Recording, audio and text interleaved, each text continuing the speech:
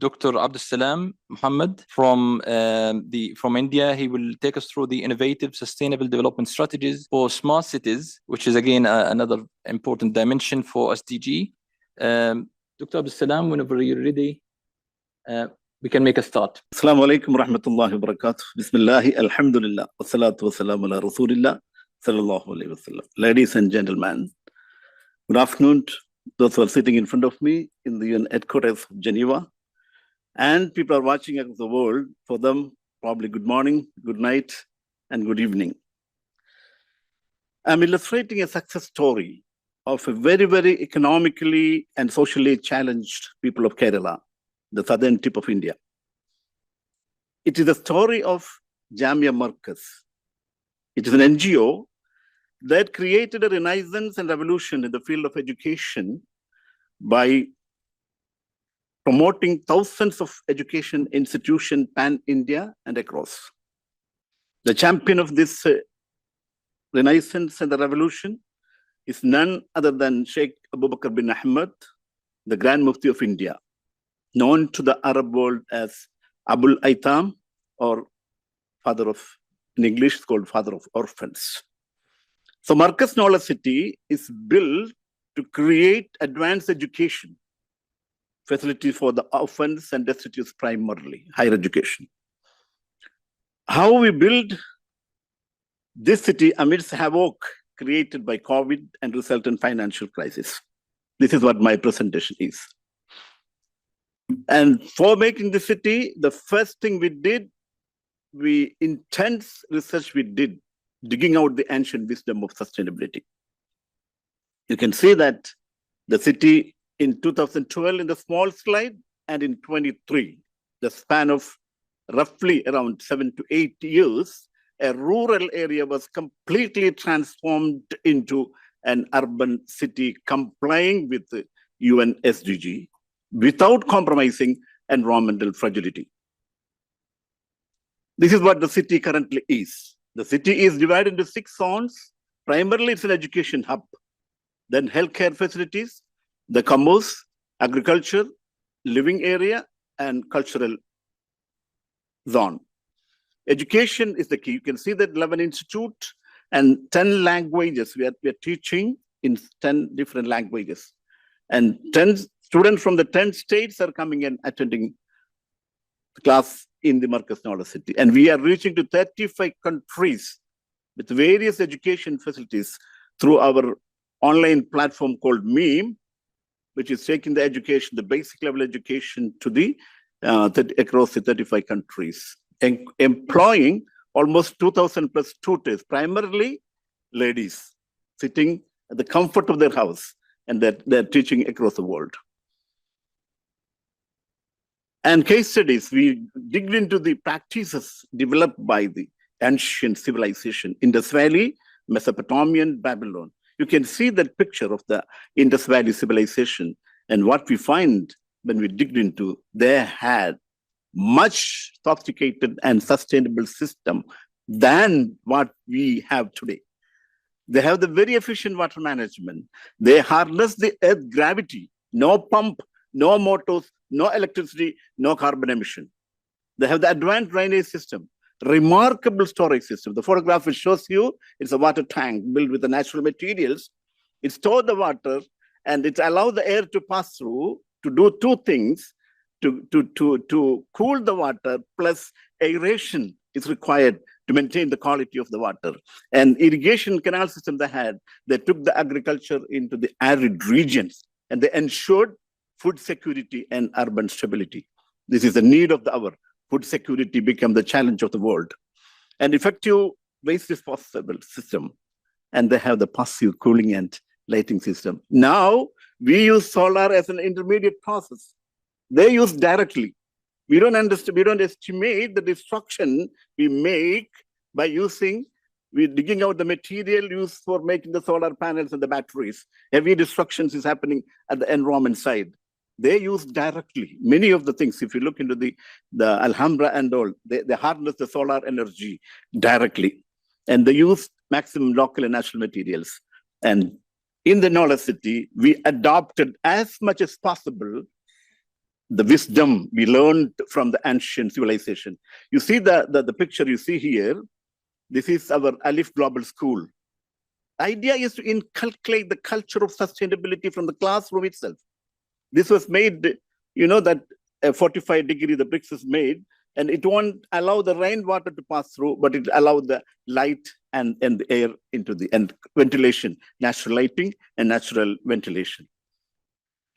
You see, we use the local and natural material. This is our world-class wellness center. I request everybody to come and enjoy our wellness center, which is, you see the reception itself. We kept the tiles made from the clay available in the city, and we were courageous enough to portray that in front of the reception and telling to the world that we mean the sustainability. This is locally made materials. And then we designed water storage, and maximum we are using the gravity to maintain the flow. This is our main water storage system, 35 million liters of water, primarily harvesting the rain and from the springs. And the nucleus of the city is what we call it the Jamiul Futuh, other than India's Grand Masjid. And somebody asked me, why it is possible to build such a big mosque in India? We got full support from both the government of India, central government, and from the state of Kerala, government of Kerala. They were very supportive of this project.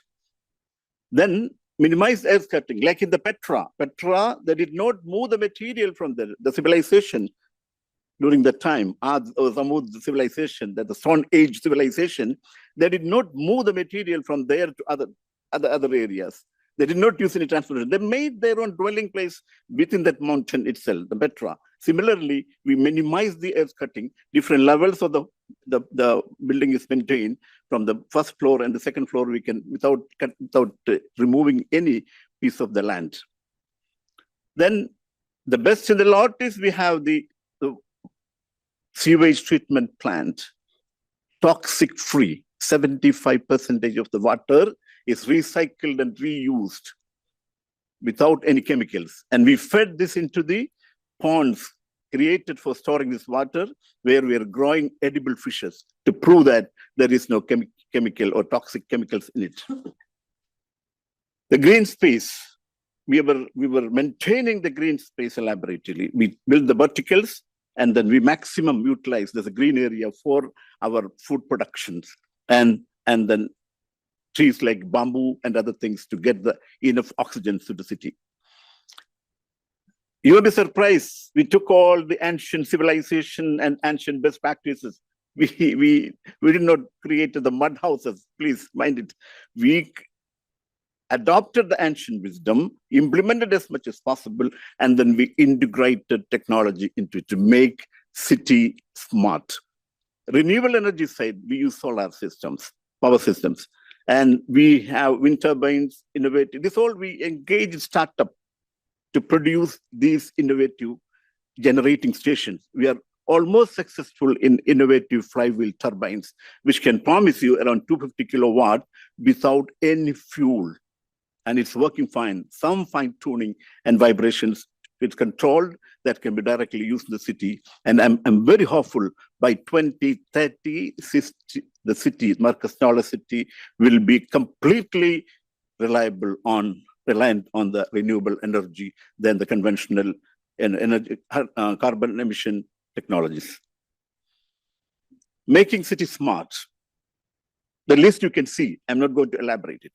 The point that I'm going to stress here is all these products that are used for making the city smart is assembled there. We bring the components and we assemble these things there. Idea behind that is, you know that we have around 1,440 apartments, that many number of fridges, washing machines, air conditioners, who will maintain it. So we created a Hogger Technology Institute, sort of a home tech institute. We engaged ladies around the city, trained them to make, we need thousands and thousands of LED bulbs. Every 2 years it has to be replaced. We engaged them, we taught them, we empowered them to make the required devices and appliances we need and maintain it. This is not only achieving the sustainability, but also ensuring that the nearby villages are getting empowered, the livelihood they're getting from this. The key to sustainability we have identified, that is education. So Markaz City is primarily for education. And then after studying about the ancient wisdom, integrate the technology, we were not sure are we the right track. We benchmarked our achievements with respect to the best practices. In the water recycling, we exceed the expectations of the world standards. In the energy side, we exceed the expectations of the International Energy Association. And when I came to the Geneva, I first looked at what is the quality of air here. It is 43. In our city, it is 38, better than Geneva. And then we adopted the lead technologies. And as far as the UN urban forestry practice are concerned, we exceed their expectation, green spaces and urban planning. In agriculture, we exceed the guidelines given by FAO, and the International Clean Transport Body tells that EV 60% emission reduction is possible, and we exceed that also. As far as the UN SDG is concerned, we comply with almost 7 UN SDG in all aspects. We hosted the climate summit, UN SDG 13. You see the MD of Markaz City in the picture. I would say he is a champion of sustainable practice and development. He insists no incinerator, no cutting of the trees. Water should be used minimally. No light should be on after 10 o'clock. So for achieving the sustainability, we need champion. And our MD is a champion of sustainability. His instruction, we strictly followed. The result is we could build a sustainable, green, smart city. We are the part of ICCN network, and we hosted the 9th General Assembly further to prove to the world that, yes, we mean sustainability. In conclusion, sustainability is deeply rooted in the history. By integrating these time-tested methods with modern technology, we are sure we can build cities that are resilient, efficient, and harmonious with nature. A rural area, one of the things which I want to stress here, many emerging economies, people are attending the conference. Many are suffering, struggling for the food security. I'm confident that rural area can be really transformed into urban. We can fill the gap between the rural and urban area, and we can achieve SDG 11, sustainable community, city and the communities, and we can contribute to the global sustainable development efforts. Therefore, Markaz City, a city created for advanced education for the destitutes and the orphans, promoted by the champion of the Abul Aitam, or the father of orphans, standing as a testament to this philosophy, demonstrating that sustainable urban development is not only feasible, but also essential for our future and the generations to come. Thank you. Thank you very much for giving me this opportunity. First of all, I thank WSD team headed by Dr. Alam. Marvelous job people bringing all the people across the world focusing on the sustainability. And my team sitting and watching, and they supported for making the city successful. And my family, they're eagerly watching my presentation with goosebumps and what's going to happen. And I'm very thankful to them. And thank you all giving me this opportunity. Thank you very much. Thank you, Doctor, for this timing presentation. Very informative session linked with the cultural context here as well.